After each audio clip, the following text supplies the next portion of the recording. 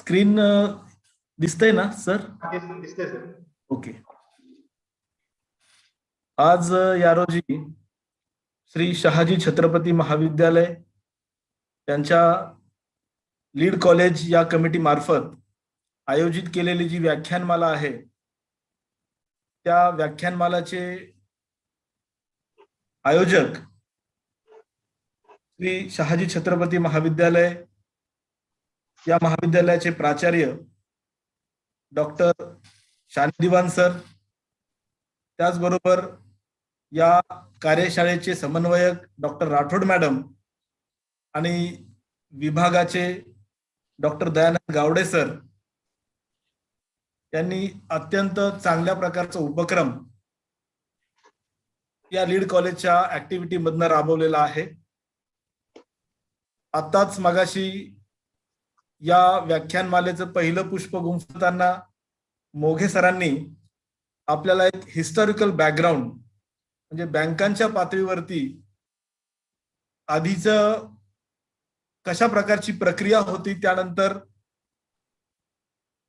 Cashless कडे हे banking यंत्रणा, ही बँकिंग व्यवस्था कशा पद्धतीने आलेली आहे त्या संदर्भातलं मार्गदर्शन केलेलं आहे. त्यानंतर या व्याख्यानमालेच्या दुसऱ्या टप्प्यात मला इम्पॉर्टन्स ऑफ कॅशलेस ट्रान्झॅक्शन या विषयावरती बोलण्यासाठी आयोजकांनी संयोजकांनी सांगितलेलं आहे. इम्पॉर्टन्स ऑफ कॅशलेस ट्रान्झॅक्शन्स म्हणजे रोकड विरहित व्यवहारांचं महत्व विशद करीत असताना प्रामुख्याने मी सुरुवातीला भारतामध्ये कॅशलेस ट्रान्झॅक्शन्स किती प्रमाणात वापरले जातात, त्याचं करंट स्टेटस काय आहे हे थोडक्यात सांगणार आहे आणि त्यानंतर विविध माध्यम कोणते आहेत की ज्या माध्यमातून आपण कॅशलेस ट्रान्झॅक्शन करू शकतो त्या माध्यमांविषयी मी माहिती सांगणार आहे. आणि या विविध माध्यमांविषयी माहिती सांगत असताना त्या वेळेला त्या माध्यमाचं इम्पॉर्टन्स आपण या ठिकाणी जाणून घेण्याचा प्रयत्न करणार आहोत. तर आपण आपल्या विषयाला चर्चा करण्यास सुरुवात करताना कॅशलेस इकॉनॉमी म्हणजे काय हे अगदी जाणून घेणं गरजेचं असल्या कारणाने मी थोडक्यात तुम्हाला सांगतो कॅशलेस कशाला म्हणतात आणि कॅशलेस ट्रान्झॅक्शन्स हे कशा पद्धतीने होत असतात. Flow of cash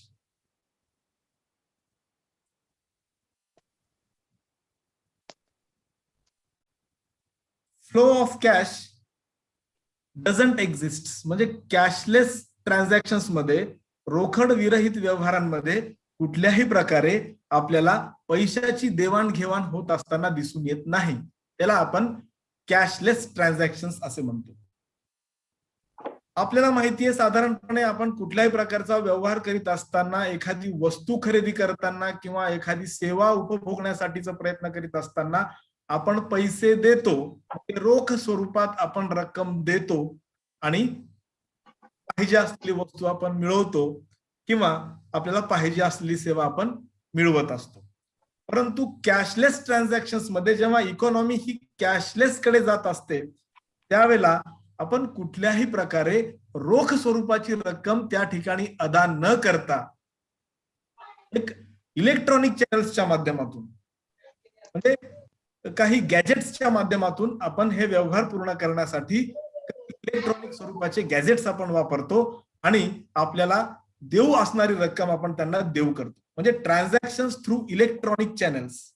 electronic channels म्हणजे जसे की आपण आपला मोबाईल फोन असेल, मिनी एटीएम असेल, त्यानंतर वेगवेगळ्या प्रकारचे ऍप्लिकेशन्स जे डिझाईन केलेले असतात त्या ऍप्लिकेशन्सच्या माध्यमातून वेगवेगळे इलेक्ट्रॉनिक गॅजेट्स आपण वापरून, वेगवेगळे यंत्र आपण वापरून त्या यंत्राच्या माध्यमातून आपण आपल्याला देयक असणारी रक्कम ही देत असतो. म्हणजे ट्रान्झॅक्शन्स थ्रू इलेक्ट्रॉनिक चॅनल्स म्हणजे चलनी नोट किंवा चलनी स्वरूपाचं नाणं आपण न देता त्याऐवजी आपण इलेक्ट्रॉनिक स्वरूपात हे ट्रान्सफर, रकमेची ट्रान्सफर आपण करीत असतो. डिजिटल इंडियाचं जे स्लोगन आहे म्हणजे कॅशलेसनेस कडे जी आपली अर्थव्यवस्था वाटचाल करीत आहे त्यासाठी गव्हर्नमेंटने जे स्लोगन दिलेलं आहे डिजिटल इंडिया, त्याचं स्लोगन आहे फेसलेस, पेपरलेस, कॅशलेस. फेसलेस म्हणजे आपण ज्यांच्या सोबत व्यवहार करतो त्यांना आपला चेहरा न दाखवता पण आपण व्यवहार पूर्ण करू शकतो. पेपरलेस म्हणजे कुठल्याही प्रकारे, म्हणजे आपण एखादा व्यवहार पूर्ण केल्याच्या नंतर बऱ्याच वेळेला आपण त्यांच्याकडून पावती घेत असतो आणि ही पावती आपण आपल्याकडे ठेवत असतो आणि ही पावती देखील आता सॉफ्ट फॉर्म मध्ये म्हणजे इलेक्ट्रॉनिक फॉर्म मध्ये आपण ही पावती घेत असतो. म्हणजे पेपरलेस कुठल्याही प्रकारे व्यवहार पूर्ण करण्यासंदर्भातलं जे कागद आपण पुराव्यासाठी आपल्या जवळ ठेवतो तो कागद आपण न ठेवता इलेक्ट्रॉनिक स्वरूपात ते मेसेजेस आपल्याकडे आपण स्टोअर करून ठेवत असतो. त्याला आपण म्हणतो पेपरलेस. कॅशलेस म्हणजे रोख स्वरूपाची रक्कम किंवा कागदी नोट किंवा नाणी आपण न वापरता हे ट्रान्झॅक्शन करीत असतो. हे डिजिटल इंडियाचं स्लोगन स्लोगन आपण अलीकडे आपण वापरतोय, faceless, paperless and cashless transaction. येथे आवर्जून मी एक दोन माझे एक्सपिरियन्स या ठिकाणी शेअर करणार आहे. भारतासारख्या देशामध्ये गव्हर्नमेंटकडनं, सरकारकडनं मागच्या अनेक वर्षांपासून इकॉनॉमी कॅशलेसनेस कडे घेऊन जाण्यासाठीचे प्रयत्न होत असताना देखील अनेक अडथळे येत असतात. हे फेसलेस, पेपरलेस आणि कॅशलेस या संदर्भात मी एक चांगलं मला आलेलं एक्सपिरियन्स मी आपल्यासोबत या ठिकाणी आवर्जून शेअर करणार आहे, जे की आपल्याला आपली इकॉनॉमी कॅशलेसनेस कडे घेऊन जाण्यासाठीचे चॅलेंजेस म्हणून आपण या उदाहरणाकडे बघू शकतो. मी सातत्याने आमच्या गावाकडे जाण्यासाठी जेव्हा प्रवास करतो तेव्हा मी एक ऑनलाईन माध्यमातून रेड बसच्या या ऍप्लिकेशन वरनं तिकीट मी बुक करायचो. बसचं तिकीट बुक करीत असताना मी माझ्या वर्क प्लेस मधनं किंवा बुक करायचो. कोल्हापूरमधनं ती गाडी यायची आणि मला जायचं असायचं औरंगाबादला. कोल्हापूर ते औरंगाबाद हे प्रवास करण्यासाठी मी ऑनलाईन तिकीट बुक करायचो आणि मला मेसेज यायचं की रात्री 12:30 वाजता गाडी या ठिकाणी येणार आहे आणि आपण त्या ठिकाणी हजर असणे. मग ते तिकीट घेऊन मी जेव्हा 12:30ला एक रोजी त्यांनी सांगितलेल्या स्पॉट वरती गेलो. तिथे गेल्याच्या नंतर बससाठी थांबतोय आणि ड्रायव्हरचा फोन नंबर होता. ड्रायव्हरला फोन करतोय तर ड्रायव्हर फोन उचलत नाही, कारण कदाचित तो गाडी चालवत असेल. त्यानंतर ज्यांनी तिकीट मला जनरेट करून दिलं त्यांना मी फोन करतोय तर ते बोलतायत की तुम्ही एक काम करा, तिथे जे लोकल वेंडरचं म्हणजे तिथे लोकलचा जो ट्रॅव्हलरचा तुम्हाला आम्ही नंबर दिलेला आहे त्यांच्या ऑफिसमध्ये जाऊन थांबा. मी त्यांच्या ऑफिसमध्ये जाऊन थांबतोय आणि त्यांना विचारतोय की ही गाडी नंबर, हे गाडी नंबर आहे, ही गाडी आहे, असं मला मेसेज आलेला आहे. तर तिथला लोकलचा जो दुकान इथे असणारा शॉप ओनर जो आहे, ट्रॅव्हलर्सचा जो काम पाहतो, तो मला बोलतोय तुम्ही तिकीट कुठनं बुक केलात सर? मी बोललो हे मी ऑनलाईन बुकिंग केलेलं आहे आणि ऑनलाईन पेमेंट करून हे सगळं केलेलं आहे. तर तो मला बोललाय की मी दुकान कशाला उघडून बसलोय इथे आणि हे मोठी सगळी यंत्रणा, ही सगळी इन्व्हेस्टमेंट आम्ही कशाला करून बसलोय? तुम्ही ऑनलाईन करताय ना, तर आता ऑनलाईनच कॉन्टॅक्ट करा. फोन करतोय तर तिथला वेंडर रिस्पॉन्स देत नाही, फोन करतोय तर ड्रायव्हर फोन उचलत नाही आणि अशा प्रकारे ती गाडी तब्बल 1 तास उशिरा आलेली होती जागेवरती आणि 1 तासापर्यंत मी प्रॉब्लेम मध्ये होतो. मी विचार करीत होतो की हे कशाला तरी मी हे ट्रान्झॅक्शन केलंय का काय, म्हणजे ही जी अडचण आहे ही कशामुळे आलेली आहे? फेसलेस, पेपरलेस आणि कॅशलेस. अशा प्रकारचे अडथळे, या चॅलेंजेस आपल्याकडे या कॅशलेस इकॉनॉमीच्या माध्यमातून आपल्याला जाणून येतात. म्हणजे मी फेसलेस व्यवहार केला होता, पुढचा व्यक्ती कोण आहे जो मला सर्व्हिस देणारा हे मला माहित नाही. मी पेपरलेस व्यवहार केला होता, माझ्याकडे कुठल्याही प्रकारचं कागद नव्हतं आणि मी कॅशलेस व्यवहार केलेला होता. म्हणजे हे सगळं काही ग्राहकांच्या सोयीसाठी गव्हर्नमेंटने हे प्रयत्न केलेले आहेत इकॉनॉमी कॅशलेस कडे घेऊन जाण्यासाठी आणि यामध्ये प्रॅक्टिकली आपण या सगळ्या गोष्टी करत असताना या अडचणी अशा प्रकारच्या येत असतात. हे मला माझा वैयक्तिक एक अनुभव आलेला आहे म्हणून मी सांगतोय. अशा प्रकारचं चॅलेंज या कॅशलेसच्या ट्रान्झॅक्शन्सला मी फेस केलेलो आहे आणि मी सामोरे गेलेलो आहे. तरी परंतु आपण हे कॅशलेस ट्रान्झॅक्शन्स कशा प्रकारे महत्वाचे असतात, हे आपला वेळ कसं वाचवतात आणि आपल्याला वेगवेगळ्या पद्धतीने सोयीस्कर कशा असतात हे आपण या माध्यमातून जाणून घेण्याचा प्रयत्न करणार आहोत. खऱ्या अर्थाने आपल्या अर्थव्यवस्थेमध्ये कॅशलेस ट्रान्झॅक्शन्स किंवा कॅशलेस इकॉनॉमी हा विषय चर्चेला आलेला आहे डिमॉनिटायझेशनच्या प्रोसेस पासून. 8 नोव्हेंबर 2016 रोजी डिमॉनिटायझेशन, या आधी भारतीय अर्थव्यवस्थेमध्ये अनेक वेळेला डिमॉनिटायझेशन झालेलं आहे, परंतु आत्ताच अलीकडे झालेलं डिमॉनिटायझेशन जे झालेलं आहे ते अनेक अर्थाने चर्चेचा विषय आहे. जुन्या नोटा बंद केल्यापासनं जी कॅशलेस ट्रान्झॅक्शन्सला फार मोठं महत्व या अर्थव्यवस्थेमध्ये आपल्याला आलेलं दिसायला मिळतं. डिमॉनिटायझेशनचं ट्रेंड 2016 मध्ये जे सुरू झालेलं आहे त्या 2016च्या डिमॉनिटायझेशनच्या प्रोसेस पासून कॅशलेस ट्रान्झॅक्शनची चर्चा आपल्या अर्थव्यवस्थेमध्ये मोठ्या प्रमाणात वाढलेली आपल्याला दिसून येते. 1916च्या उंबरठ्यावर जेव्हा आपण हे डिमॉनिटायझेशनची प्रोसेस सुरू केलेलो होतो आणि अर्थव्यवस्था कॅशलेस इकॉनॉमीकडे घेऊन जाण्याचा मोठा प्रयत्न या काळात सुरू होतं, त्या उंबरठ्यावरती भारतात त्या परिस्थितीमध्ये भारतीय अर्थव्यवस्थेमध्ये कॅशलेस ट्रान्झॅक्शन्स आणि कॅश देऊन होणारे ट्रान्झॅक्शनचं प्रमाण किती होतं हे आपल्याला या ठिकाणी या स्लाइडमध्ये पाहायला मिळेल. भारतामध्ये कॅशमध्ये ट्रान्झॅक्शन्स जे होत होते त्याचं प्रमाण 90% होतं. म्हणजे 90% भारतातील ट्रान्झॅक्शन्स, भारतातील लोक आपला व्यवहार पूर्ण करीत असताना पैशाच्या माध्यमातून हे व्यवहार पूर्ण करीत असतात. आणि रिटेल ट्रान्झॅक्शन्स म्हणजे किरकोळ जे खरेदी विक्रीचे व्यवहार होतात भारतामध्ये, त्या किरकोळ खरेदी विक्रीच्या व्यवहारामध्ये 97% एवढ्या प्रमाणात कॅशचा वापर होत असायचा. आणि एकूणच कन्झ्युमर ट्रान्झॅक्शन्स, ग्राहकांचे खरेदी विक्रीचे जे एकूण व्यवहार होते ते एकूण व्यवहारामध्ये पैशाचा वापर जे होत असायचं त्याचं प्रमाण हे 78% म्हणजे 78% एवढ्या प्रमाणात काही आपण एकूण व्यवहारामध्ये कॅश याचा वापर करायचो. आणि इलेक्ट्रॉनिक पेमेंट्स म्हणजे कॅशलेस ट्रान्झॅक्शन्स म्हणजे रोकड विरहित व्यवहाराचं प्रमाण हे फक्त 22% असल्याचं आपल्याला दिसून येतं. त्यानंतर जे वेगवेगळे बिझनेसमॅन आहेत, जे व्यापारी आहेत, ते व्यापारी लोक ई पेमेंट्सच्या स्वरूपात म्हणजे डिजिटल पेमेंट्सच्या स्वरूपात फक्त 6% एवढे बिझनेसमॅन हे ई पेमेंट स्वीकारायचे. अन्यथा आपल्याला उर्वरित सर्व व्यवहार हे पैशाच्या स्वरूपात, रोख रकमेच्या स्वरूपात आपल्याला हे सगळे व्यवहार करायला लागायचे. परंतु 1916 मध्ये मोठ्या प्रमाणात गव्हर्नमेंटने प्रयत्न केलेत की अर्थव्यवस्था हे कॅशलेस स्वरूपात आणि कॅशलेस ट्रान्झॅक्शन मोठ्या प्रमाणात कशा प्रकारे आपल्याला वाढवता येतील या अनुषंगाने प्रयत्न झाले.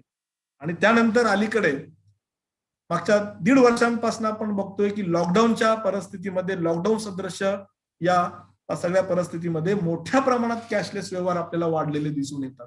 आता हल्ली आपल्या अलीकडे करंट स्टेटस जर आपण याचं बघितलं तर 2014 मध्ये भारतामध्ये जे बँक अकाउंट होल्डर्स म्हणजे बँकांमध्ये खाती असणाऱ्या लोकांचं प्रमाण हे 40% इतकं होतं. इकॉनॉमिक टाइम्सने जे 2021 मध्ये मार्च मध्ये मागच्या महिन्यात जी आकडेवारी पब्लिश केलेली आहे त्यानुसार 2014 मध्ये भारतातील 40% लोकांकडे बँक अकाउंट होते, म्हणजे त्यांचे बँकचे खाते होते, बँकेचे ते खातेदार होते.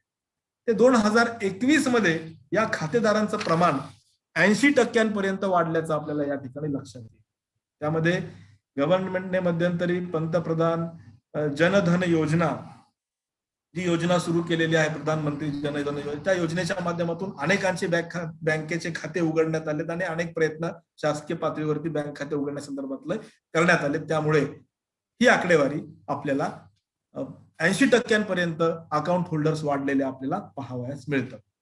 कॅशलेस ट्रान्झॅक्शन्स आपण त्याच वेळेला करू शकतो ज्या वेळेला आपलं एखाद्या बँकेमध्ये खातं असतं, एखाद्या बँकेमध्ये आपण अकाउंट उघडलेलं असतं, तेव्हाच आपल्याला कॅशलेस ट्रान्झॅक्शन करता येतात. बँकेत खातं नसताना आपण कॅशलेस ट्रान्झॅक्शन हे करू शकत नाही. करू शकतो काही माध्यमातून, मोबाईल वॉलेट्सच्या माध्यमातून, परंतु त्यात कॅश लोड करण्यासाठी देखील निदान आपल्याकडे बँकेत खातं असणं आवश्यक असतं. अलीकडील काळात म्हणजे युपीआय ट्रान्झॅक्शनचं जे प्रमाण आहे, भारताची एकूणच लोकसंख्या आपण बघितली तर एकूण भारताची लोकसंख्या ही 1.4 बिलियन म्हणजे 1.4 अब्ज एवढी लोकसंख्या भारतामध्ये आहे. म्हणजे 1400 मिलियन 1400 दशलक्ष लोकसंख्या भारताची आहे.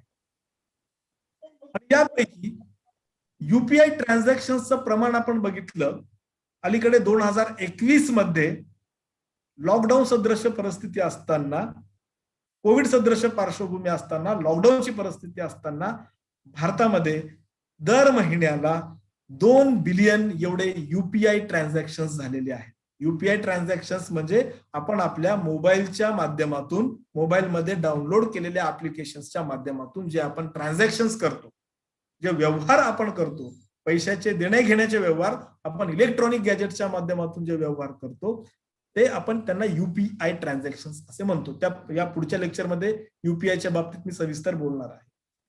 2 बिलियन पर्यंत ट्रान्झॅक्शन वाढल्याचे आपल्याला दिसून येते. त्याचबरोबर रुपे कार्ड्स म्हणजे जे प्लास्टिक मनी आहे, म्हणजे आपण जे क्रेडिट कार्ड्स आणि डेबिट कार्ड्स वापरतो, ज्यांना आपण बँक कार्ड्स म्हणतो, हे 600 मिलियन, 600 दशलक्ष लोकांना हे रुपेचे कार्ड्स इश्यू करण्यात आले. वर्ल्ड डिजिटल कॉम्पिटिटिव्हनेस रेटिंग रिपोर्ट प्रमाणे, वर्ल्ड डिजिटल कॉम्पिटिटिव्हनेस रेटिंग रिपोर्ट प्रमाणे 2019 मध्ये भारताचा डिजिटल कॉम्पिटिटिव्हनेसच्या बाबतीत, म्हणजे जगातील दुसऱ्या देशांच्या तुलनेने स्पर्धात्मकतेचा विचार करता भारताचं कॅशलेस ट्रान्झॅक्शन मध्ये, डिजिटलायझेशन मध्ये जगात 44वा क्रमांकाला. हे 44व्या क्रमांक जो भारताचा आहे, हे कशाच्या आधारावरती कॅल्क्युलेट केलेला आहे या रेटिंग रिपोर्ट मध्ये? ते म्हणजे भारतातील लोक, how people understand new technology, नवीन तंत्रज्ञान कशा पद्धतीने आपण समजून घेतो, देशामध्ये इन्फ्रास्ट्रक्चरचा बेस किती आहे, म्हणजे डिजिटल ट्रान्झॅक्शन करण्यासाठी हे विविध प्रकारचे डिजिटल साधने वापरण्यासाठी इन्फ्रास्ट्रक्चर त्या देशामध्ये किती प्रमाणात उपलब्ध आहे, आणि त्या देशामध्ये नवनवीन रिसर्च आणि डेव्हलपमेंट किती प्रमाणात होतात त्या डिजिटल ट्रान्झॅक्शनच्या अनुषंगाने ह्या सगळ्यांचा आढावा घेऊन हे रिपोर्ट केलेला आहे. आणि या रिपोर्टमध्ये भारताचा 44वा क्रमांक. अनेक वेळेला मी गेली 4 वर्ष बँकिंग टेक्नॉलॉजी हे विषय शिकवतो बँक मॅनेजमेंट विभागामध्ये. बँकिंग टेक्नॉलॉजी विषय शिकवित असताना देखील बऱ्याच प्रमाणात मलाही ज्या वेळेला मी ट्रान्झॅक्शन करीत असतो त्या डिजिटल माध्यमातून, त्यावेळेला मलाही अनेक प्रकारच्या अडथळे येत असतात. अगदी अनेक वेळेला आमच्या डिपार्टमेंटमध्ये, बँक मॅनेजमेंट डिपार्टमेंटमध्ये चर्चा होत असते. कुंभार सरांनी आमची चर्चा सातत्याने होत असते. काही वेळेला असे माझ्या बाबतीत एक प्रसंग घडला होता की माझं एटीएम आहे, एटीएमचा पासवर्ड मी गेली 7-8 वर्ष बदललेलं नाही, 10 वर्ष झाली बदललेलं नाही. आणि चर्चा करीत असताना मलाच ते माहित नव्हतं की एटीएमचा पासवर्ड कसं बदलायचं. मग चर्चा बँक मॅनेजमेंटच्या डिपार्टमेंटमध्ये आम्ही करायला बसलो. कुंभार सरांसोबत चर्चा करीत असताना कुंभार सर बोलले, अरे आपण तर बँकिंग टेक्नॉलॉजी शिकवतो आणि तू मागच्या तुझ्या एटीएमचा पासवर्ड बदललेला नाही. मी म्हटलं, अहो सर मला माहितच नाही ते पासवर्ड कसं बदलायचं. मग अशी चर्चा, म्हणजे आपण विद्यार्थ्यांना हे ट्रान्झॅक्शन शिकवतो, परंतु त्या टेक्नॉलॉजी आपण कितपत अडॉप्ट करतो, आपण कितपत वापरतो, हे देखील विषय या ठिकाणी चर्चेला येणं गरजेचं आहे. आणि त्या अनुषंगाने हे मला सांगणं गरजेचं होतं. भारताचा जो क्रमांक आहे या डिजिटल कॉम्पिटिटिव्हनेस मध्ये, हे खूप म्हणजे 44th रँक, 44वा क्रमांक आहे. हे विचार करण्यासारखी गोष्ट आहे. मगाशी मी सुरुवातीला एक उदाहरण दिलं होतं माझ्या बाबतीत. मी कॅशलेस सगळं केलेलं होतं, परंतु मी अडचणीत होतो. मग नंतरच्या वेळेला मी काय विचार केला, या फंद्यात पडण्यापेक्षा आपण त्या दुकानात जाऊन तिकीट काढू, म्हणजे आपल्याला टेन्शन येणार नाही. म्हणजे अशा प्रकारे मानसिकता माझी, शेवटी डिजिटल ट्रान्झॅक्शन करीत असताना अशा प्रकारची मानसिकता माझी झाली. स्वीडन सारखं जे देश आहे, म्हणजे युरोपचे जे देश आहेत, त्या युरोपियन देशामध्ये मगाशी मोगे सरांनी सांगितलं की भारतामध्ये कॅशलेसचं जे प्रमाण आहे, सिटीजमध्ये आणि खेडेगावांमध्ये कशा पद्धतीचं चित्र आहे हे मोगे सरांनी आता आपल्या व्याख्यानात सांगितलेलं आहे. भारतामध्ये जवळपास 70 ते 75% व्यवहार हे कॅशलेस स्वरूपात आज मितीला सध्या घडीला होत असताना आपल्याला पाहावयास मिळतात. मोगे साहेबांनी आकडा सांगितला होता, 79% प्रमाण हे कॅशलेसनेसचा आपल्याला भारतामध्ये पाहावयास मिळतं.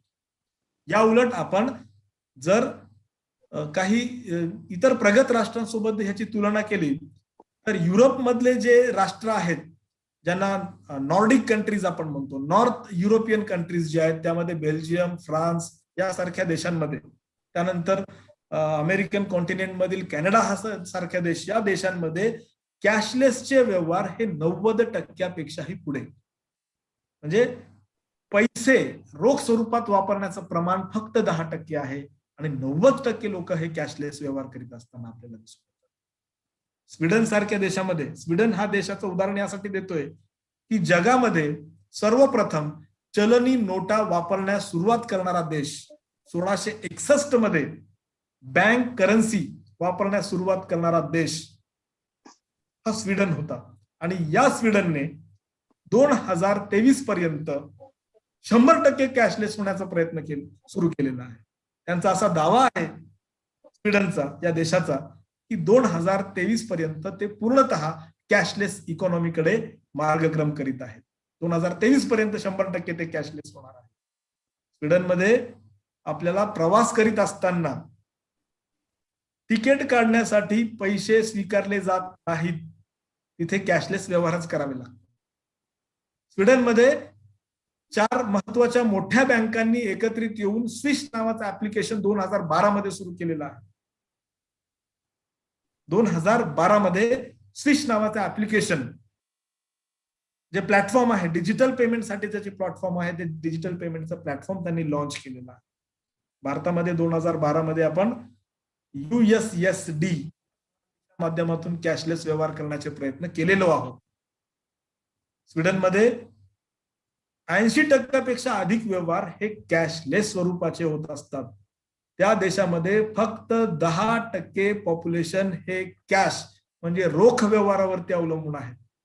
त्या देशामध्ये एकूण व्यवहाराच्या फक्त 2% व्यवहार हे कॅशच्या स्वरूपात होतात. उर्वरित सर्व व्यवहार हे कॅशलेस स्वरूपात होत असतात. 100% कॅशलेस कडे त्या अर्थव्यवस्थेने आहे 2023 पर्यंत. त्या देशामध्ये त्यांच्या दुकानांमध्ये रिटेल शॉप्स असतात, त्या बोर्ड लावलेले आहेत. त्या बोर्डवरती त्यांनी लिहिलेलं आहे, आपल्याकडे जसे लिहिलेले असतात, येथे कामगारांना दररोज पगार दिला जातो, जे बोर्ड्स असतात ते दुकानांमध्ये बोर्ड असतात, cash is not a king, अशा स्वरूपाचे बोर्ड. म्हणजे कॅश तुमच्याकडे आहे म्हणजे तुम्ही काय राजा आहात असं नाही, तुम्ही पैसे नसताना देखील व्यवहार करू शकता. एक डॉक्युमेंटरी मी मागच्या 6 महिन्यापूर्वी बघितलेली होती. स्वीडन, जर्मनी यांच्या कॅशलेस व्यवहाराच्या संदर्भातली ती डॉक्युमेंटरी होती. त्या डॉक्युमेंटरीमध्ये एक व्यक्ती इंटरव्ह्यू देताना स्वीडन मधला जो व्यक्ती आहे तो नागरिक म्हणतो की मला आठवत नाहीये की मी व्यवहार करण्यासाठी मागच्या 3-4 वर्षामध्ये कधी पैसे मला आठवत नाही. म्हणजे विचार करा, इतपत त्यांनी कॅशलेस इकॉनॉमी स्वीकारली. Cash is not a king अशा प्रकारचे बोर्ड त्यांच्या दुकानावरती लावलेले असतात. No cash payment in this store अशा प्रकारचे स्लोगन्स त्या दुकानांमध्ये लावलेले असतात. म्हणजे 100% निश्चितच अशा प्रकारची अर्थव्यवस्था कॅशलेस क्रम करू शकते, कॅशलेस होऊ शकते. भारताच्या बाबतीत डिजिटल कॉम्पिटिटिव्हनेसचा जो आकडा आपण बघतोय त्यात आपण बघतोय की भारताचा क्रमांक 44वा आहे. हे एवढ्यासाठी मी सांगतोय की आपल्याला कॅशलेस होण्यासाठी कुठपर्यंतची मजल मारणं, मग कुठपर्यंत आपल्याला जाणं आहे हे आपल्या सर्वांना लक्षात येण्याच्या अनुषंगाने मी या ठिकाणी हे डिजिटल कॉम्पिटिटिव्हनेस वरती एवढा वेळ बोललेलो आहे. म्हणजे स्वीडनने जेव्हा पहिल्यांदा जगात जेव्हा पहिल्यांदा बँक नोट अस्तित्वात आणलेलं होतं, सुरुवात केलेली होती, त्याच्यानंतर 362 वर्षांनी ते 2023 मध्ये 100% कॅशलेस कडे ते जाणार आहेत, हे आपण जाणून घेणं गरजेचं आहे. कोविडच्या पार्श्वभूमीमध्ये भारतामध्ये कॅशलेस व्यवहारांचं प्रमाण हे 55% वाढल्याचं आपल्याला दिसतं. सगळीकडे लॉकडाऊन सदृश परिस्थिती असल्यामुळे हे व्यवहार कॅशलेसचे हल्ली अलीकडे आपल्याला मोठ्या प्रमाणात वाढल्याचे दिसून येतात. ही सगळी पार्श्वभूमी सांगितल्याच्या नंतर मी आता वेगवेगळे माध्यम कोणते आहेत आणि या माध्यमांचं महत्व काय आहे, विरहित व्यवहार करण्याचे माध्यम कोणते आहेत, असे एकूण 7 ते 8 माध्यम मी सांगणार आहे. आणि हे माध्यम सांगत असतानाच त्या वेळेला त्यांचं महत्व विशद करण्याचा मी प्रयत्न करतो. सर्वप्रथम पहिल्यांदा जे पहिलं माध्यम आहे कॅशलेस व्यवहार करण्यासाठी, रोकड विरहित व्यवहार करण्यासाठीचं जे माध्यम आहे ते म्हणजे बँक कार्ड्सचा वापर करणे. मोगे सरांनी त्यांच्या लेक्चरमध्ये जे मगाशी सांगितलं होतं, प्लास्टिक मनी म्हणजे debit cards, credit cards, travel cash card, अशा वेगवेगळ्या स्वरूपाचे जे आहेत या करून रोकड विरहित व्यवहार करणे. 2017 मध्ये जे या कार्ड्सच्या संदर्भात उपलब्धतेच्या संदर्भात जो डाटा पब्लिश केलेला होता, त्या डेटाप्रमाणे, त्या माहितीप्रमाणे भारतामध्ये एकूण 626 दशलक्ष एवढे डेबिट कार्ड्स आहेत आणि क्रेडिट कार्डची संख्या तुलनेने 25 मिलियन म्हणजे 25 दशलक्ष इतकी आहे. 2017 मध्ये नीती आयोगाचे जे चीफ एक्झिक्युटिव्ह ऑफिसर होते, त्यांच्या एका भाषणामध्ये त्यांनी, अमिताभ कांत यांनी सांगितलं होतं की आता हे बँक कार्ड्स जे आहेत ते बँक कार्ड्स वापरण्याचं प्रमाण देखील भारतामध्ये कमी होतो आहे. म्हणजे प्लास्टिक मनीचा वापर देखील अलीकडच्या काळात आपल्याला कमी होत असताना तर दिसून येतो. या प्लास्टिक कार्डमध्ये विजा, मास्टर कार्ड, रुपे यासारख्या ज्या कंपन्या आहेत त्यांनी हे कार्ड्स इश्यू केलेले आहेत. या कार्ड्सच्या मदतीने आपण एटीएम्स मधनं जाऊन, इथे प्रामुख्याने सांगणं गरजेचं आहे डेबिट कार्ड्स म्हणजे काय, की डेबिट कार्ड्स मध्ये बँकांमध्ये आपल्या खात्यात जे पैसे असतात त्या पैशाच्या आधारावरती आपण एटीएम मध्ये जाऊन कार्ड स्वॅप करून तिथनं आपण पैसे विड्रॉ करू शकतो.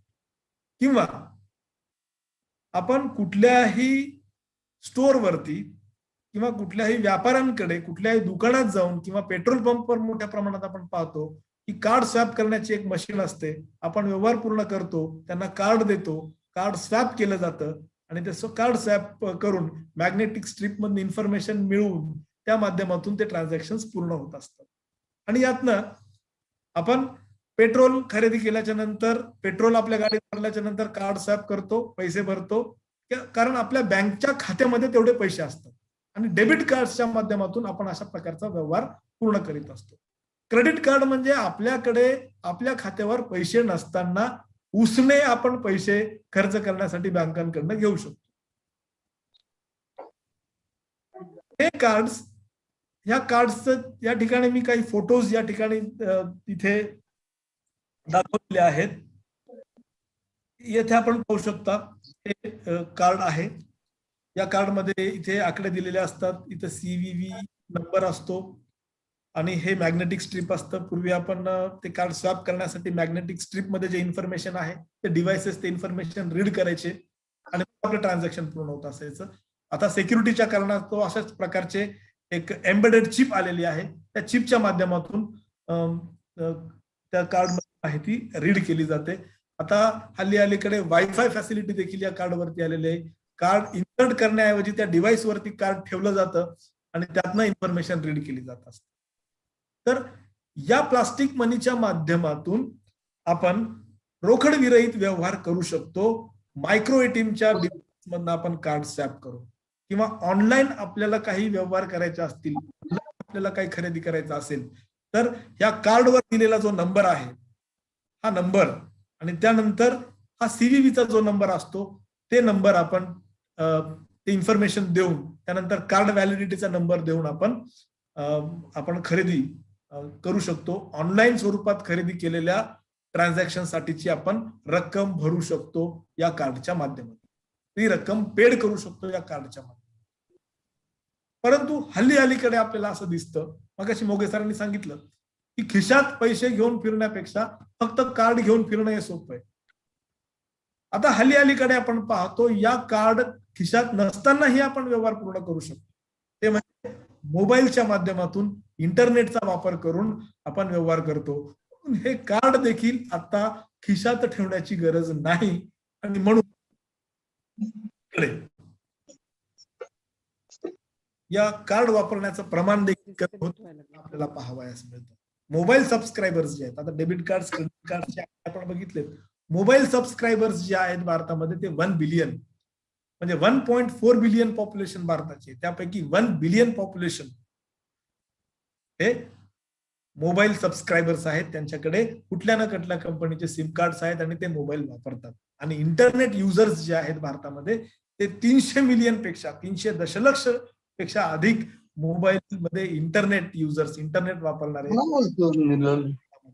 आहेत. आणि म्हणून प्लास्टिक कार्ड्सचा वापर अलीकडे काही प्रमाणात कमी होत असल्याचं आपल्याला पाहावयास मिळतं. तर अशा प्रकारे हे बँक कार्ड्स जे आहेत, या बँक कार्ड्सच्या माध्यमातून आपण कॅशलेस व्यवहार करू शकतो. त्यात धोकाही पैसे म्हणजे चोरीला जाण्याचा वगैरे धोकाही कमी आहे. खूप सेफ आणि सेक्युअर पद्धतीने आपण या प्लास्टिक कार्ड्सच्या माध्यमातून आपले व्यवहार करू शकतो. एखाद्या वेळेला आपलं कार्ड हरवलं असेल तर ताबडतोब आपण ते कार्ड ब्लॉक करण्यासाठीची देखील यंत्रणा बँकेची कार्यरत असते. आपण फोन करून 24x7 कधी पण आपण फोन केला तर कस्टमर सर्व्हिसला फोन करून आपण कार्डही ब्लॉक करू शकतो. तर आणि ऑनलाईन ट्रान्झॅक्शन किंवा ऑनलाईन खरेदी आपल्याला जेव्हा करतो त्यावेळेला मोठ्या रकमेची एखादी वस्तू खरेदी करीत असताना ईएमआयचं ऑप्शन असतं. जर आपल्याकडे क्रेडिट कार्ड असेल तर त्या क्रेडिट कार्डच्या मदतीने ईएमआयचं ऑप्शन देखील आपल्याला वापरता येतं. इव्हन आता अलीकडे तुमच्याकडे कार्ड नसेल, प्लास्टिक मनी नसेल तर काही ऍप्लिकेशन्स आहेत, काही असे गेटवे आहेत, काही प्लॅटफॉर्म आहेत. फॉर एक्झाम्पल झेस्ट मनी, हे डायरेक्टली झेस्ट मनी आपल्या बँक खात्याशी कनेक्टिव्हिटी करून आपल्याला ईएमआयची फॅसिलिटी, म्हणजे हप्त्याने एखादी वस्तू खरेदी करण्यासाठी देखील आपल्याला आज रोजी कुठल्याही प्रकारे कागदोपत्री व्यवहार करावा लागत नाही. ऑनलाईन जे काही आपला डेटा बँकेकडे उपलब्ध आहे त्या ऑनलाईन डेटाच्या माध्यमातून, माहितीच्या माध्यमातून आपण हे सर्व प्रकारचे व्यवहार पूर्ण करू शकतो. म्हणजे आता कार्डलेस, कॅशलेस तर आहे, त्याचबरोबर आपण हे कॅशलेसचं जे एक माध्यम आहे कार्ड, ते कार्डलेस व्यवहार देखील आपण मोठ्या प्रमाणात वापरत असल्याचं आता आपल्याला पाहावयास मिळतं. त्यानंतर जो दुसरा प्रकार आहे, दुसरं जे माध्यम आहे कॅशलेस व्यवहाराचं, ते म्हणजे USSD हे application, unstructured supplementary service data. भारतातील जे अनेक लोक आहेत की ज्यांच्याकडे स्मार्टफोन नाहीये, भारतातील अनेक असे जे लोक आहेत ज्यांच्याकडे इंटरनेट सर्व्हिस जे अवेल करू शकत नाहीत किंवा इंटरनेट जे सर्व्हिस वापरत नाहीत, अशा लोकांना देखील कॅशलेस स्वरूपाचं ट्रान्झॅक्शन करण्याच्या अनुषंगाने ही फॅसिलिटी उपलब्ध आहे, ज्याला आपण USSD असे म्हणतो. म्हणजे इंटरनेट कनेक्टिव्हिटी नसतानाही मोबाईलचा वापर करून आपण कॅशलेस व्यवहार करू शकतो. टच स्क्रीनचा मोबाईल, म्हणजे डिजिटल स्वरूपाचा टच स्क्रीनचा मोबाईल नसतानाही, बटनवाला मोबाईल असतानाही आपण कॅशलेस व्यवहार करू शकतो. फक्त आणि फक्त यासाठी अट एवढीच आहे की आपल्याकडे एक मोबाईल फोन हवंय आणि त्या मोबाईल फोन मध्ये कुठल्याही कंपनीचं सिम, टेलिकम्युनिकेशन कंपनीचं डिव्हाइस आपल्याकडे असणं गरजेचं आहे. म्हणजे अगदी खेड्यापाड्यांमध्ये, गावांमध्ये जिथे इंटरनेट कनेक्टिव्हिटी फार स्लो आहे किंवा 3G 4G सारखे सर्व्हिसेस जिथे सातत्याने हे सर्व्हिसेस कमी जास्त होत असतात, अशा ठिकाणी देखील आपण मोबाईलच्या माध्यमातून व्यवहार, कॅशलेस स्वरूपाचे व्यवहार करू शकतो. अगदी common man, banking services to every common man, प्रत्येक व्यक्तीला अशा प्रकारची सर्व्हिस देण्याच्या अनुषंगाने हे USSD यंत्रणा कार्यरत आहे. 51 विविध प्रकारच्या बँकांकडनं ही सुविधा त्यांच्या कस्टमर्सला दिली जाते आणि भारतातील सर्व GSM सर्व्हिस प्रोव्हायडर्स, सर्व जे टेलिकम्युनिकेशन सर्व्हिस प्रोव्हाइड करणारे कंपन्या आहेत त्या सर्वांकडनं हे USSD ची फॅसिलिटी उपलब्ध करून दिली जाते. यामध्ये एकूण 12 लँग्वेजेस मधनं, हिंदी, मराठी, इंग्लिश, तेलुगू, मल्याळम, कन्नड यासारख्या 12 मान्यता प्राप्त भाषांमध्ये हे व्यवहार आपण पूर्ण करू शकतो. परंतु यात जे फंड ट्रान्सफरची जी लिमिट आहे ती बँक परतवे वेगवेगळी आहे, परंतु मॅक्सिमम एका दिवसात आपण 5,000 ट्रान्झॅक्शन या USSDच्या माध्यमातून करू शकतो. यामध्ये करायचं काय, तर आपल्या मोबाईलमध्ये आपण फक्त *99# हे टाईप करून डायल केल्याच्या नंतर आपल्याला सुरुवातीला रजिस्ट्रेशन करायला लागतं आणि या रजिस्ट्रेशन मध्ये बँकेचं नाव आपल्याला द्यायला लागतं आणि आपलं IFSC कोड आणि त्यानंतर पुढे बँक अकाउंट नंबर विचारलं जातं आणि त्यातनं मग ऍक्टिव्हेशन झाल्याच्या नंतर आपण या USSDच्या माध्यमातून पैसे इतरांना पाठवायचे असतील तर आपण पाठवू शकतो. कोणाकडनं बॅलन्स चेक करायचा असेल आपलं तर आपण बॅलन्स चेक करू शकतो. स्वतःचा प्रोफाईल आपण बघू शकतो. पेंडिंग रिक्वेस्ट आपण पाहू शकतो. UPI पिन आपण जनरेट करू शकतो. असे विविध प्रकारचे व्यवहार आपण या USSDच्या माध्यमातून पूर्ण करू शकतो. ही दुसरी फॅसिलिटी या USSDची आपल्याला पाहावयास मिळते. सुरुवातीला भारतामध्ये नोव्हेंबर 2012 मध्ये ही USSDची फॅसिलिटी लॉन्च झालेली आपल्याला पाहावयास मिळते. त्यावेळेला फक्त MTNL आणि BSNL ह्या दोनच कंपन्या हे USSDची फॅसिलिटी देऊ करायची, परंतु आता सगळेच telecommunication companies, GSM service providers ही फॅसिलिटी आपल्याला देऊ करतात. हे 2014 पर्यंत हे USSDची जी फॅसिलिटी होती ती कन्व्हेन्शनल स्वरूपाची होती. परंतु जेव्हापासून आपण डिजिटलायझेशनच्या मोठ्या प्रमाणात डिजिटलायझेशनचं ट्रेंड भारतामध्ये सुरू झालं, भीम ऍप्लिकेशन लॉन्च जेव्हा झालं तेव्हापासून म्हणजे 2016 पासून आपण UPI ट्रान्झॅक्शन जेव्हापासून करतो तेव्हापासून या USSDच्या फॅसिलिटीज मध्ये अनेक मॉडिफिकेशन्स करण्यात आले. म्हणजे आपलं UPIचं अकाउंट असेल, युनिफाईड पेमेंट इंटरफेसचं आपलं जर अकाउंट असेल तर UPIच्या माध्यमातून आपण डायरेक्टली या *99# सर्व्हिसला कनेक्ट होऊ शकतो. आपल्याला एखाद्या व्यक्तीला पैसे पाठवायचे असतील तर त्या व्यक्तीचा मोबाईल नंबर आपल्याकडे असेल, आपण त्याला पैसे पाठवू शकतो. UPI ID असेल, पैसे पाठवू शकतो. बेनिफिशियरी आपल्या अकाउंटला सेव्ह असेल, पैसे पाठवू शकतो.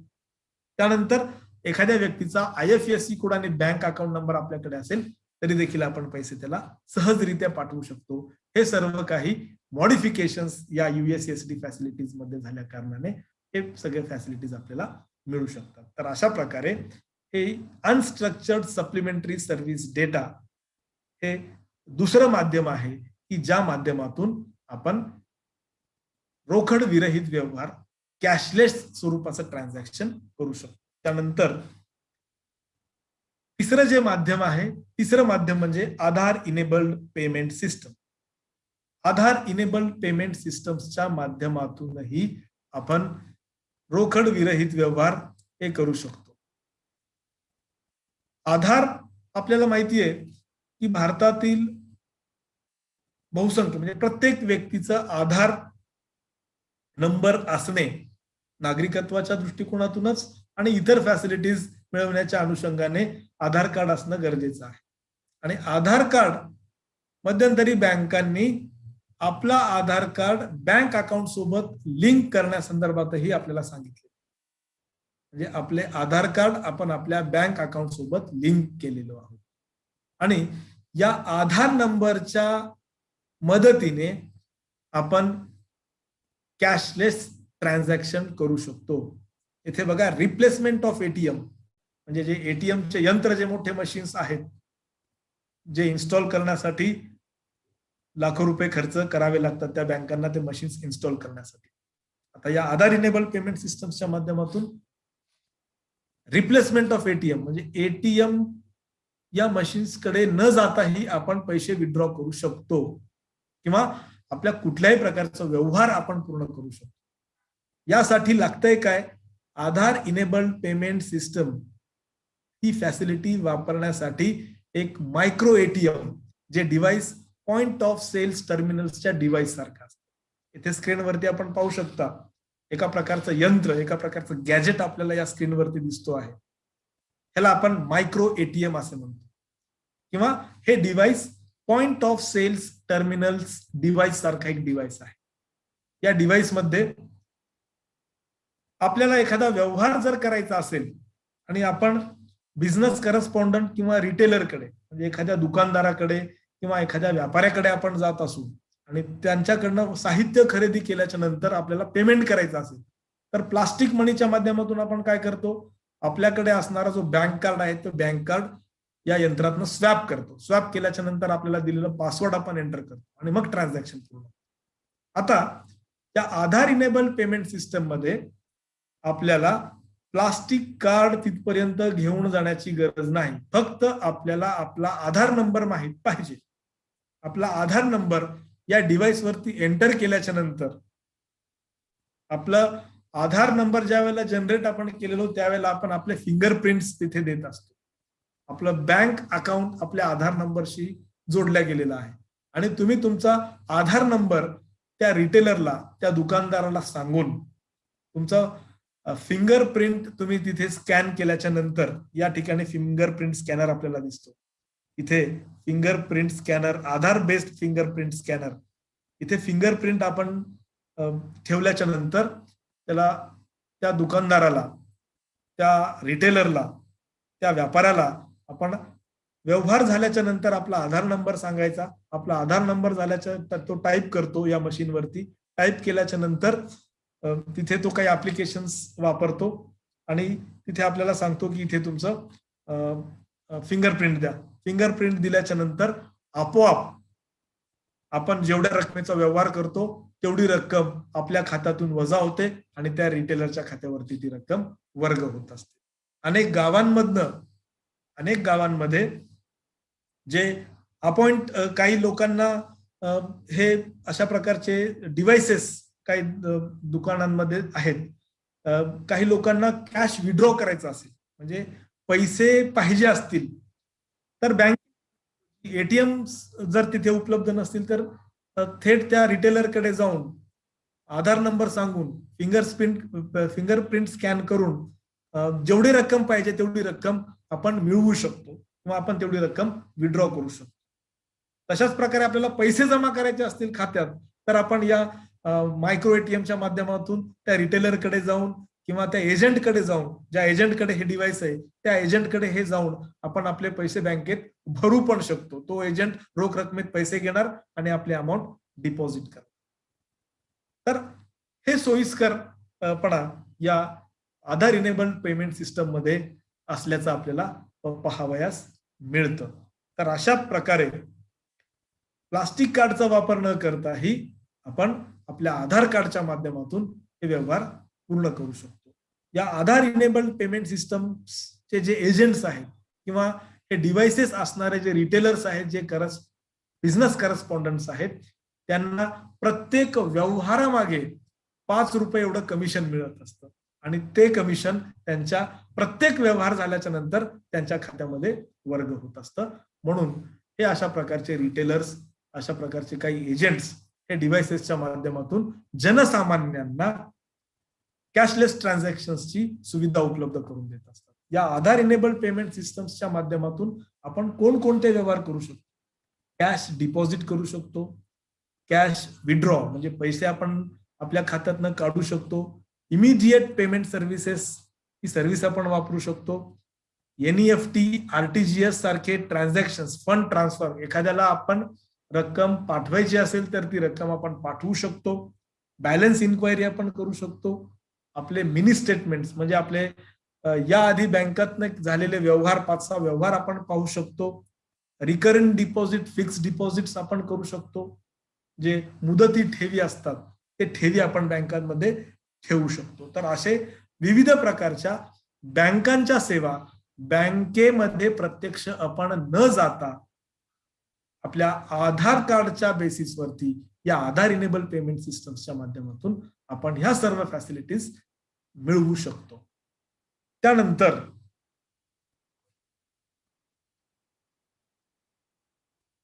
अलीकडे या कोविड सदृश्य पार्श्वभूमीत लॉकडाऊनच्या परिस्थितीमध्ये आधार इनेबल्ड पेमेंट सिस्टम्सच्या माध्यमातून व्यवहार झाल्याचं प्रमाण हे 50% अधिक 50% वाढल्याचं आपल्याला पाहावयास मिळतं.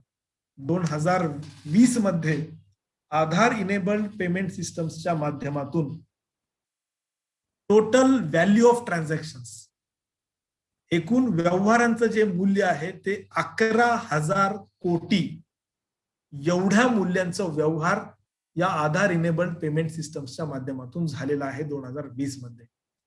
तेच व्यवहार आपण जेव्हा 2021 मध्ये पाहतो तेव्हा आधार इनेबल्ड पेमेंट सिस्टमच्या माध्यमातून 2021 मध्ये हे व्यवहार 11,000 कोटींपासून ते 22,000 कोटींपर्यंत वाढलेलं आपल्याला पाहावयास मिळतं. म्हणजे निव्वळ 50% हे व्यवहार आधार इनेबल्ड पेमेंट सिस्टम्सचे अलीकडे या कोविडच्या पार्श्वभूमीत या लॉकडाऊनच्या पार्श्वभूमीमध्ये वाढल्याचे आपल्याला पाहावयास मिळतं. त्यानंतर चौथं जे माध्यम आहे कॅशलेस ट्रान्झॅक्शन करण्याचं, ते चौथं माध्यम आहे युनिफाईड पेमेंट इंटरफेस, ज्याला आपण UPI असे म्हणतो. अलीकडे UPI या युनिफाईड पेमेंट इंटरफेसच्या माध्यमातून मोठ्या प्रमाणात कॅशलेस व्यवहार होत असताना आपल्याला दिसून येतात. येथे मी काही आकडेवारी दिलेली आहे. 2020-21 मध्ये या UPIच्या माध्यमातून होणारे व्यवहार 3 पटीने वाढलेले आहे. युनिफाईड पेमेंट इंटरफेस म्हणजे एक अशा प्रकारचं ऍप्लिकेशन बेस आहे की ज्या माध्यमातून आपण कॅशलेस व्यवहार करू शकतो. यासाठी आपल्या मोबाईलमध्ये काही बँकांचे ऍप्लिकेशन्स डाउनलोड करावे. हे ऍप्लिकेशन्स गुगल पे, फोन पे, पेटीएम, अमेझॉन पे, भीम ऍप, आता हल्ली अलीकडे व्हॉट्सॲप सारख्या सोशल मेसेजेस सर्व्हिस देणाऱ्या कंपनीनेही या युनिफाईड पेमेंट सर्व्हिस इंटरफेस या क्षेत्रामध्ये आलेले आहे. व्हॉट्सॲपच्या माध्यमातूनही आपण व्हॉट्सॲप या ऍप्लिकेशनचा वापर करूनही पैशाच्या देण्या घेण्याचे व्यवहार आपण करू शकतो. यासाठी आपल्याला आपल्या बँक जे अकाउंट आहे ते बँक अकाउंट आपण इंटरनेटचा वापर करून आपल्या मोबाईलमध्ये ऍप्लिकेशन डाउनलोड करून त्या ऍप्लिकेशनला आपण आपल्या अकाउंट अटॅच करीत असतो. आपलं बँक अकाउंट याला अटॅच झाल्याच्या नंतर आपण वेगवेगळ्या प्रकारचे व्यवहार या माध्यमातून करू शकतो. UPI या ऍप्लिकेशनच्या माध्यमातून आपण कोणकोणते व्यवहार पूर्ण करू शकतो. त्यात आपण आपला रिचार्ज करायचा असेल, मोबाईल रिचार्ज करायचा असेल, D2H म्हणजे आपल्याकडे असणारे टीव्हीचा रिचार्ज करायचा असेल, किंवा आपल्याला काही बिल भरायचे असतील, विजेचं बिल भरायचं असेल, पाण्याचं बिल भरायचं असेल, तर या सर्व प्रकारचे पेमेंट्स आपण घर बसल्या ठिकाणी करू शकतो. इन्शुरन्स जे आहेत, travel insurance, vehicle insurance, health insurance, life insurance यासारखे इन्शुरन्स आपल्याला उतरवायचे असतील, ते इन्शुरन्स देखील आपण या UPI ऍप्लिकेशनच्या मदतीने त्या पोर्टलवरती जाऊन आपण इन्शुरन्स काढू शकतो. त्यानंतर वेगवेगळ्या ठिकाणी इन्व्हेस्टमेंट करण्याची देखील संधी आपल्याला या प्लॅटफॉर्मवर UPIच्या प्लॅटफॉर्मवर उपलब्ध होत असते. त्यानंतर विविध जे सर्व्हिसेस आहेत त्या सर्व्हिसेसकडे स्विच होण्यासाठीची यंत्रणा देखील या UPI मध्ये आहे. उदाहरणार्थ, मला ट्रेनचं तिकीट काढायचं असेल तर मी UPIच्या प्लॅटफॉर्मवरती जाऊन IRCTCचा ऍप्लिकेशन क्लिक केल्याच्या नंतर मी डायरेक्टली रिडायरेक्ट होऊ शकतो IRCTCच्या वेबसाईटवर. मला ओला बुक करायची असेल तर या प्लॅटफॉर्मवरनं मी ओला बुक करू शकतो. मला डॉमिनोज मधनं काही ऑर्डर द्यायची असेल तर या ऍप्लिकेशनच्या माध्यमातून मी UPI वर जाणार, त्या प्लॅटफॉर्मवरती डॉमिनोज साठी जर मला काही ऑर्डर करायचे असेल तर ते मी ऑर्डर करू शकतो. म्हणजे स्विच टू अदर सर्व्हिसेस, असे वेगवेगळे जे सर्व्हिसेस आहेत त्या सर्व्हिसेसकडे स्विच करण्याची यंत्रणा या UPIने उपलब्ध करून दिलेली आहे. मला काही चॅरिटेबल ट्रस्टला डोनेशन्स जर द्यायचे असतील, काही गरजू लोकांना डोनेशन्स द्यायचे असतील तर या UPIच्या प्लॅटफॉर्मच्या माध्यमातून मी डोनेशन्स देऊ शकतो. त्यानंतर ऑनलाईन मला खरेदी करायची असेल ऑनलाईन खरेदी करायची असेल तर मी फ्लिपकार्ट, मिंत्रा, अमेझॉन अशा सारख्या प्लॅटफॉर्मवर देखील या युपीआयच्या माध्यमातून मी जाऊ शकतो. तर अशी पूर्ण यंत्रणा, ह्या सर्व सर्व्हिसेस आपल्याला या युपीआयच्या प्लॅटफॉर्मवरती उपलब्ध होऊ शकतात. या युनिफाईड पेमेंट इंटरफेसच्या प्लॅटफॉर्मवर उपलब्ध होत असतात. भारतामध्ये आपण आकडेवारी जर बघितली तर एप्रिल 2020 मध्ये 999 मिलियन ट्रान्झॅक्शन्स, 999 एवढे दशलक्ष रकमेचे ट्रान्झॅक्शन्स युपीआयच्या माध्यमातून झालेले दिसतात. एवढे व्यवहार झालेले दिसतात, 999 मिलियन. आणि त्या झालेल्या व्यवहाराचं व्हॅल्यू, मूल्य हे 1,51,000 कोटीपेक्षा अधिक होतं.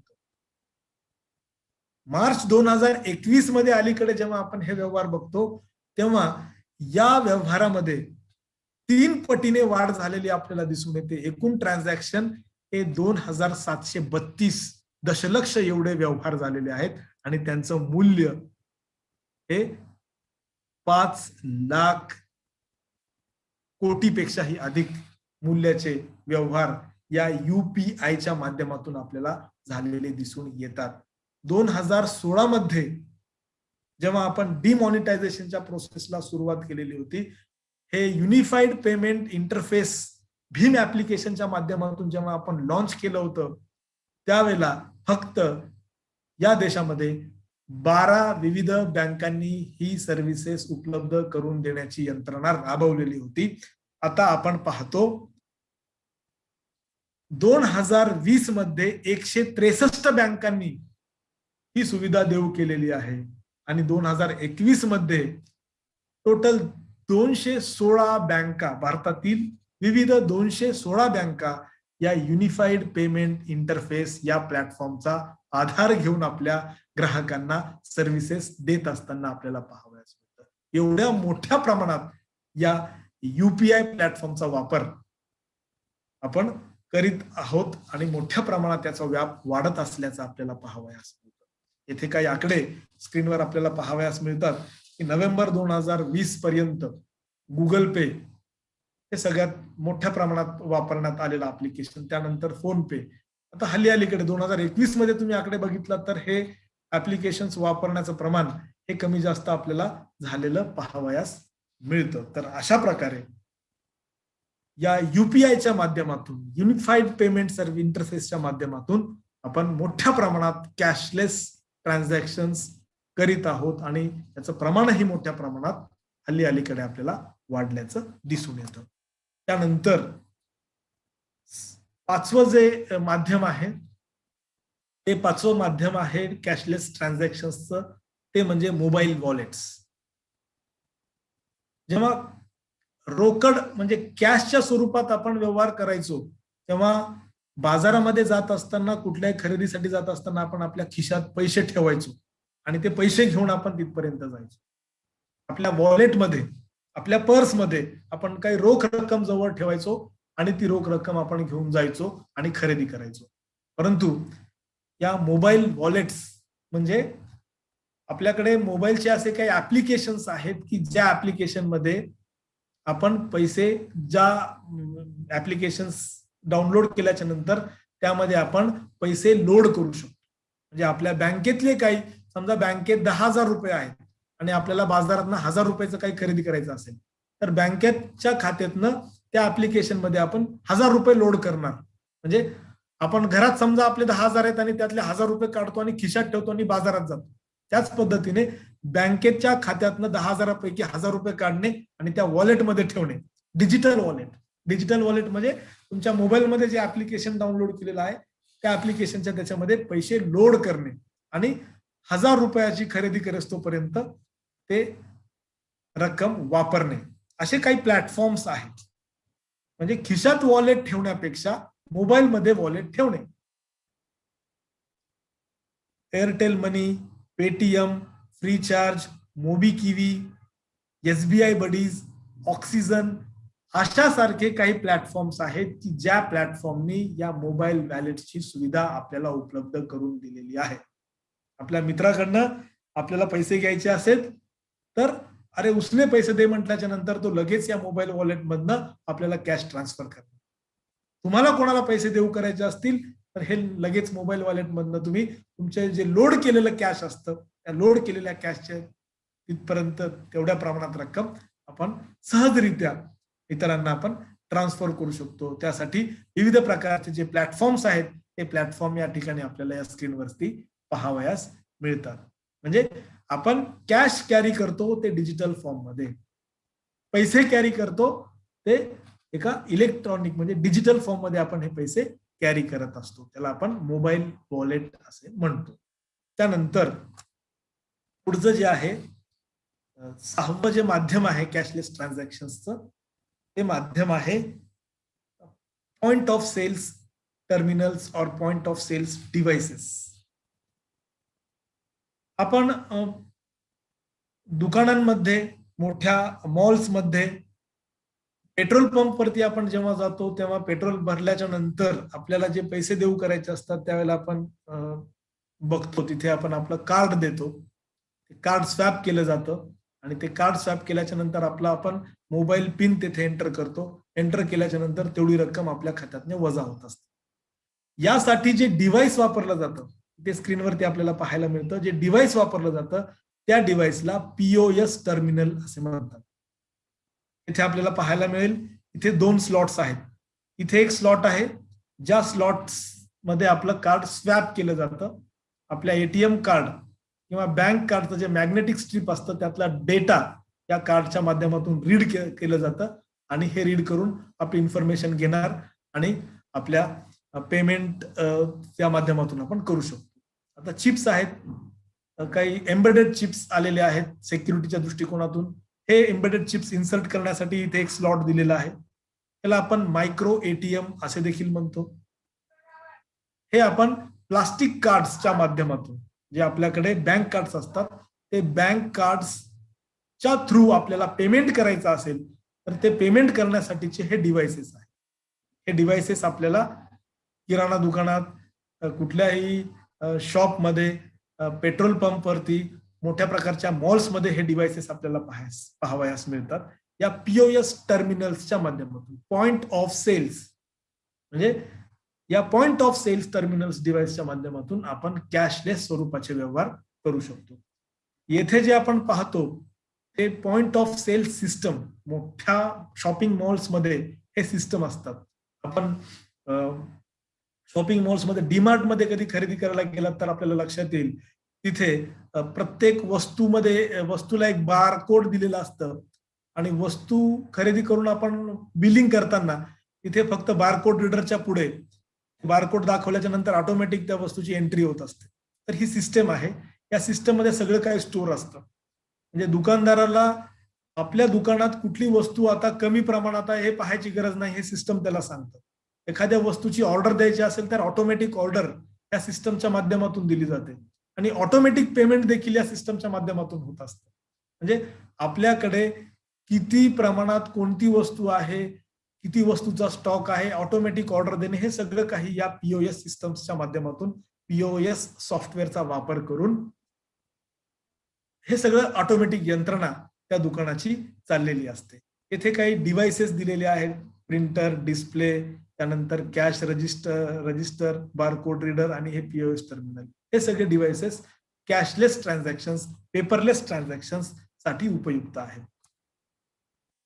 हे पीओएस टर्मिनल आपण आताच बघितलेले. त्यानंतर पुढचं जे ऍडव्हान्टेजेस ऑफ हे डिव्हाइसचे ऍडव्हान्टेजेस काय आहेत तर स्टॉक मॅनेजमेंट सिस्टम, एक रेकॉर्ड हिस्ट्री असतं की एखाद्या दुकानामध्ये किती प्रमाणात कोणत्या वस्तू विकल्या गेलेल्या आहेत, कोणत्या वस्तूंचा स्टॉक किती आहे, किती प्रमाणात कुठल्या वस्तू विकल्या, हे सगळं काही स्टोअर त्या डिव्हाइसमध्ये असतं. आणि ऑटोमॅटिक परचेस ऑर्डर, समजा एखादा किराणा दुकान आहे, किराणा दुकानामध्ये साबण संपले असतील तर ऑटोमॅटिक त्या मशीनला लक्षात येतं की एवढा स्टॉक होतो, आता संपायला आलेला आहे. ऑटोमॅटिक ते ऑर्डर प्लेस करतं, ऑटोमॅटिक पैसे पेड करतं आणि ऑटोमॅटिक त्या सिस्टमच्या माध्यमातून त्या दुकानापर्यंत ते साबण उपलब्ध होत असतात. हे युजर फ्रेंडली सॉफ्टवेअर असतात. हे काही ऍडव्हान्टेजेस त्या सॉफ्टवेअरचे आपण बघितलेले आहेत. आता पुढचं जे हे आहे माध्यम आहे ते माध्यम म्हणजे इंटरनेट बँकिंग.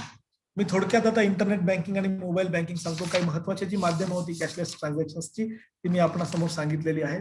इंटरनेट बँकिंग म्हणजे इंटरनेटचा वापर करून बँकांच्या सुविधांचा वापर करणे, म्हणजे इंटरनेटचा वापर करून बँकांच्या सुविधा ह्या वापरणे, याला आपण म्हणतो इंटरनेट बँकिंग.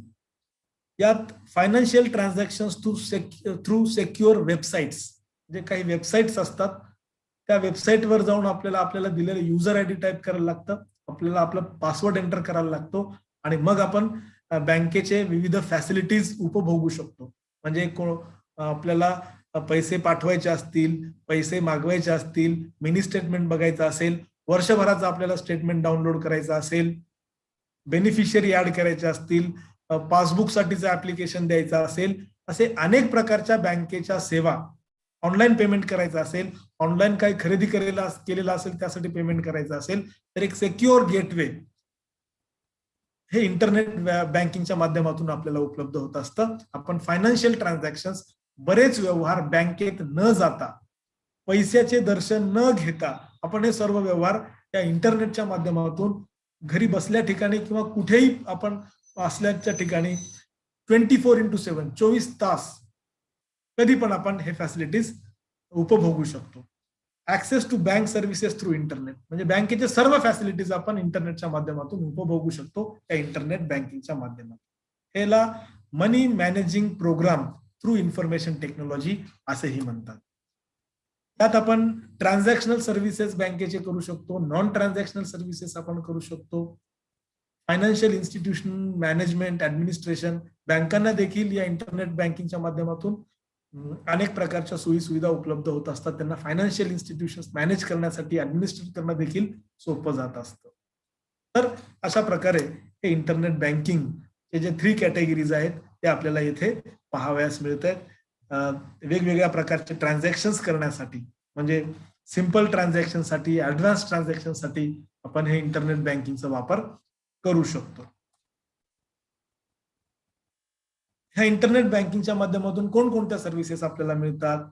त्यामध्ये account summary, balance inquiry, account statement, त्यानंतर फंड ट्रान्सफर, युटिलिटी बिल्सचं पेमेंट, वीज बिल भरायचं असेल, पाणी बिल भरायचं असेल, प्रीपेड पोस्टपेड मोबाईल रिचार्ज करायचा असेल, हे सगळ्या काही फॅसिलिटीज आपल्याला इंटरनेट बँकिंगच्या माध्यमातून उपलब्ध होतात. त्यानंतर विविध रिक्वेस्ट आणि इन्फॉर्मेशन देखील आपल्याला या इंटरनेट बँकिंगच्या माध्यमातून उपलब्ध होत असतात. त्यानंतर आपण पाहतोय मोबाईल बँकिंग. मोबाईल बँकिंग म्हणजे आपल्या मोबाईलचा वापर करून, मोबाईलमध्ये असणाऱ्या वेगवेगळ्या ऍप्लिकेशनचा वापर करून आपण व्यवहार करणे. Banking with mobile telecommunication device is non as mobile banking. आपल्याला कुठेही ज्या ठिकाणी नेटवर्क असतं त्या ठिकाणाहून बँकेचे सर्व्हिसेस आपल्याला उपभोगता येतात, आपल्याला पेमेंट करता येतात, दुसऱ्यांकडनं पैसे घ्यायचे असतील तर आपल्याला ते पैसे मागवता येतात. हे सर्व काही व्यवहार आपण मोबाईलच्या मदतीने करू शकतो. त्याला आपण मोबाईल बँकिंग असे म्हणतो. Banking transactions through mobile phone, all transactions that involve credit debit through a mobile device is non as mobile banking. हे देखील रोकड विरहित व्यवहाराचं एक महत्वाचं माध्यम असल्याचं आपल्याला पाहावयास मिळतं. हे सर्व्हिसेस मोबाईल बँकिंगच्या माध्यमातून मिळतात. त्यानंतर जे आहे ते शेवटचं जे सर्व्हिस आहे ते म्हणजे electronic clearing services. Electronic clearing सर्व्हिसेसच्या माध्यमातूनही पैसे गोळा करण्याचे, पैसे पेमेंट करण्याचा एक प्लॅटफॉर्म आहे. बल्क पेमेंटसाठी, बल्क कलेक्शनसाठी हे इलेक्ट्रॉनिक क्लिअरिंग सर्व्हिसेस बँकांकडनं वापरले जातात किंवा कुठल्याही इन्स्टिट्यूशन्स कडनं वापरले जात असतात. उदाहरणार्थ LIC सारखी कंपनी असेल तर LICचे प्रीमियमचे हप्ते भरणारे अनेक ग्राहक आहेत. तर ते अनेक ग्राहक ऑनलाईन हप्ते भरत असतील तर LIC हे सर्व ऑनलाईन हप्ते कलेक्ट करीत असते. म्हणजे बल्क पेमेंट अनेकांकडनं होत असतं आणि बल्क कलेक्शन हे या LICच्या त्या इन्स्टिट्यूशन कडनं होत असतं. आपण अनेक जण लाईट बिल ऑनलाईन भरत असू तर आपल्या अनेकांकडनं लाईट बिल भरण्याचं म्हणजे बल्क पेमेंट करण्याची प्रोसेस होत असते आणि MSCB जी आहे इन्स्टिट्यूशन, त्या इन्स्टिट्यूशन कडनं हे बल्क कलेक्शन केलं जात असतं. म्हणजे हे सगळे काही व्यवहार कॅशलेस स्वरूपात होण्याच्या सोयीस्कर करण्याच्या अनुषंगाने हे इलेक्ट्रॉनिक क्लिअरिंग सर्व्हिसेस हे कार्यरत असतात. तर अशा प्रकारे या विविध माध्यमांचा वापर करून, या व्यतिरिक्त आणखी काही माध्यम आहेत की जे माध्यम आता मी जास्त त्याच्यावरती चर्चा करणार नाहीये. एवढंच माध्यम मी आपल्याला सांगतो आणि त्यानंतर जे महत्व आपल्याला जाणून घ्यायचं होतं त्या वेळेला मी महत्व आपल्याला या कॅशलेस ट्रान्झॅक्शनचं सांगितलेलंच आहे. ते थोडक्यात आपण वाय कॅशलेस हे जाणून घेताना काही मुद्दे मी या ठिकाणी 1-2 मिनिटात सांगतो. त्यामध्ये कॅश इज एक्सपेन्सिव्ह म्हणजे अलीकडे आपल्याला पाहायला मिळतं की पैसे छापणे, चलनी नोटा छापणे ही प्रक्रिया राबवणे, लोकांपर्यंत ही पैसे यंत्रणेच्या माध्यमातून पोहोचवणे यासाठी फार मोठ्या प्रमाणात खर्च होतो. भारतामध्ये पैसे छापण्यासाठी 30 बिलियन एवढा खर्च, 32 अब्ज एवढा खर्च पैसे प्रिंटिंग करण्यासाठी येत असतात.